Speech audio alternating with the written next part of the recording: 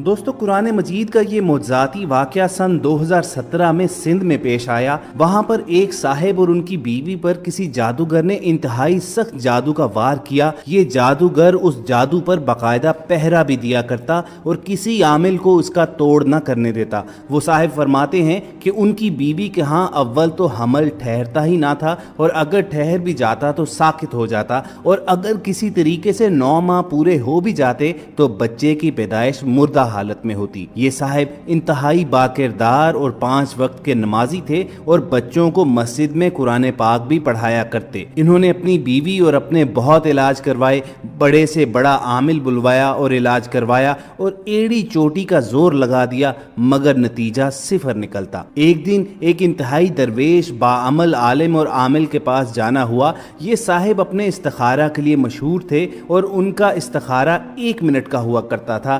1 minute میں وہ سارا کچا چھٹا کھول کر رکھ دیتے۔ اللہ تعالیٰ نے بہت عطا کیا تھا ان کو۔ اب یہ پریشانی لے کر ان کی خدمت میں حاضر ہوئے تو مولوی صاحب نے بتایا یہ کسی عام زوراور جادوگر کا وار نہیں، بلکہ یہ تو کسی خبیث اللعین جادو کی دنیا کا انتہائی غلیظ اور ماہر جادوگر کا وار ہے، اور یہ میرے بس سے باہر ہے۔ میں اس عمر میں اتنی سخت محنت نہیں کر سکتا، اس کا توڑ بھی کوئی خبیث اللعین ہی کر سکتا ہے۔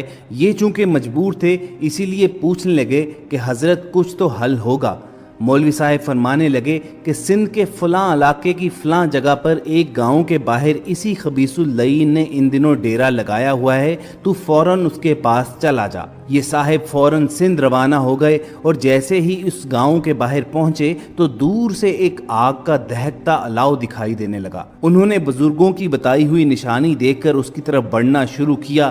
دور سے دیکھتے ہیں کہ ایک آدمی آگ کے پاس بیٹھا ہوا ہے اور اس کے ارد گرد اس کے ماننے والوں کا جمگٹا ہے۔ ابھی 1 ایکڑ دور تھے کہ وہ شخص اچھل کر کھڑا ہو گیا اور زور زور سے چلانے لگا کہ وہ دیکھو آ گیا جادو کا ڈسا ہوا، وہ دیکھو آ گیا قرآن پڑھانے والا۔ یہ اس شخص کے پاس پہنچے اور اپنا مقصد بتایا۔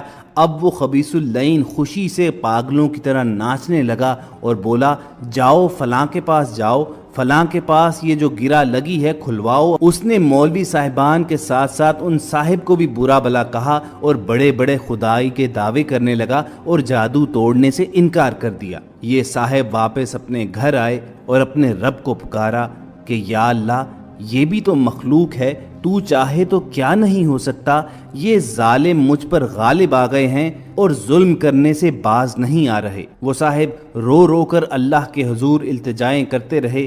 دفعتاً ان کے دل میں یہ خیال اترا کہ جادو کا توڑ تو آقا صلی اللہ علیہ وآلہ وسلم نے موذتین سے کیا تھا، اور جادو بھی انتہائی سخت بلکہ آخری درجے کا تھا۔ جب آقا صلی اللہ علیہ وآلہ وسلم نے موذتین سے یہ جادو توڑا تو میں بھی انہی صورتوں کے ذریعے اس جادو سے نجات طلب کرتا ہوں۔ اب انہوں نے اللہ کا نام لیا۔ اسی رات سے باوضو ہو کر مسجد میں جا کر سورہ فلق اور سورہ ناس کی تلاوت کرنا شروع کر دی، اور نیت ان کی یہ تھی کہ ان کو اس جادو سے رہائی مل جائے۔ یہ پوری رات پڑھتے رہے اور وقتاً فوقتاً دن کو بھی ورد چلتا رہا، ہر وقت باوضو رہنے لگے۔ غالباً 6 دن رات کو ان کی آنکھ لگی، اچانک خون کی پوری بالٹی ان کے اوپر جیسے کسی نے گرا دی ہو۔ یہ بہت پریشان ہوئے، اٹھے، مسجد کے ساتھ ہی کنواں تھا، وہاں نہائے دھوئے اور کپڑے بھی پاک کیے، مسجد کو پاک کیا۔ اچانک ان کے ذہن میں خیال آیا کہ اپنی بیوی کی بھی خبر لوں۔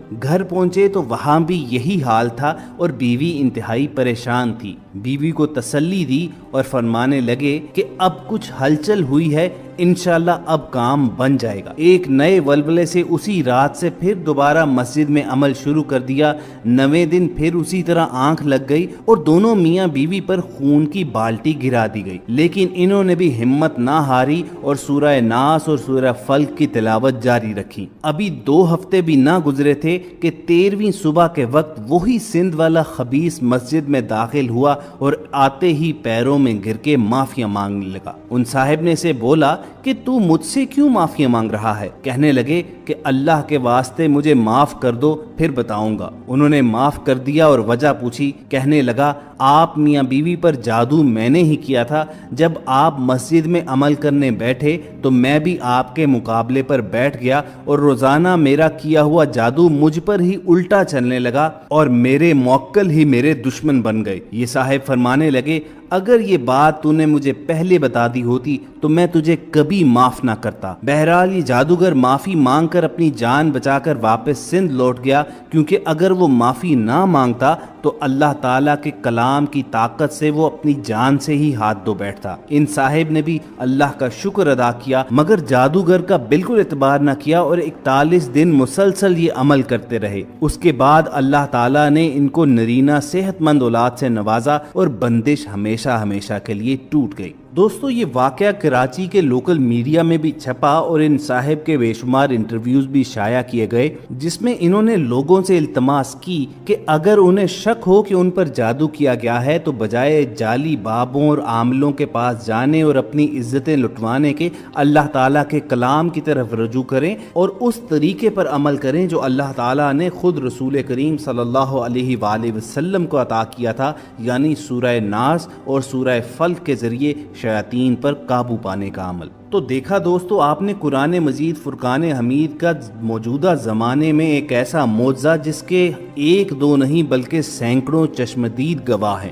اب آپ کے ساتھ انڈیا میں ہونے والا قرآن مجید کا ایک معجزہ دکھاتے ہیں جس کا سوشل میڈیا پر بہت زیادہ چرچا ہوا. آپریشن تھیٹر میں قرآن پڑھتا ہوا مریض اور اس کا علاج کرتے ڈاکٹرز دیکھنے اور سننے میں بھلے ہی فیک لگتے ہوں لیکن یہ سچ ہے اور ایسا حقیقت میں ہوا ہے. انڈین شہر اجمیر شریف کی تاریخ میں ایسا پہلی بار ہوا کہ مریض قرآن پڑھتا رہا اور ڈاکٹر نے برین ٹیومر کا کامیاب آپریشن کر دیا. اجمیر شریف کے ایک نجی ہسپتال میں کیا گیا یہ کامیاب آپریشن اپنی مثال آپ ہے جس میں مریض کو بے ہوش کیے بغیر ڈاکٹروں نے آپریٹ کیا. بتایا جاتا ہے کہ مریض عبدل کو برین ٹیومر تھا اور اس کی وجہ سے اس کی قوت سماعت اور دیگر قوتیں کم ہوتی جا رہی تھی. وہ علاج کے لیے نیورو سرجن ڈاکٹر سوریا چودھری کے پاس پہنچا جہاں ڈاکٹر سوریا نے اسے بے ہوش کیے بغیر اس کا کامیاب آپریشن کر دیا. آپریشن تھیٹر میں ڈاکٹرز نے اپنی محنت اور تجربہ سے مریض کو ٹھیک تو کر دیا لیکن مریض جس طرح سے قرآن پڑھتا رہا